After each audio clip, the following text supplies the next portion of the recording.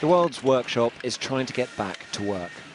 Here in Shenzhen, in South China, they're once again producing vapes, electronic cigarettes, for domestic sale and export. We can stand here to choose the devices, try the devices. Coronavirus restrictions hit production, the company's chief executive tells me in Beijing. Before speaking to her, though, the ubiquitous checks. Scanning this code displays data from my mobile network, showing my movements over the last 2 weeks. The company had to find new suppliers after the ones in Hubei province, the center of the outbreak, were cut off. Kate Wang estimates they're now a month behind their forecasts. The production side got a lot of impact. So in February, the workers supposed to come back from home from Chinese New Year, but the production got delayed by 15 days. The reason is the workers have to stay at home for the quarantine. So we paid 20% higher to the worker to speed up their coming back.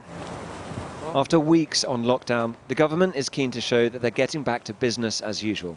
So keen that they've invited us on a tour. But checks like these are the new business as usual. What have we been brought here to see today?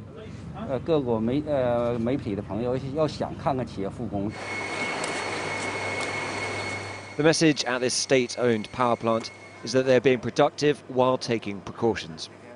我们对全体员工全程进行了一个跟踪，比如说在家期间应该注意什么，工作期间到工作单位来，在这个乘坐交通工具应该注意什么。 Propaganda tours like this are interesting because they're meant as a show of strength, but they also reveal anxiety.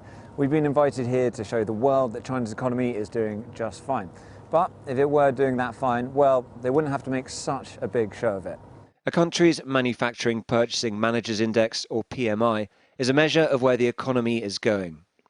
It's a crucial number, and according to China's own statistics, their PMI has fallen off a cliff. It went from 50 in January to just 35.7 in February. That's even worse than the financial crisis of 2008, the previous low. And things are even worse for the service sector. Mr. Zhou runs a communications company in Beijing with 11 staff.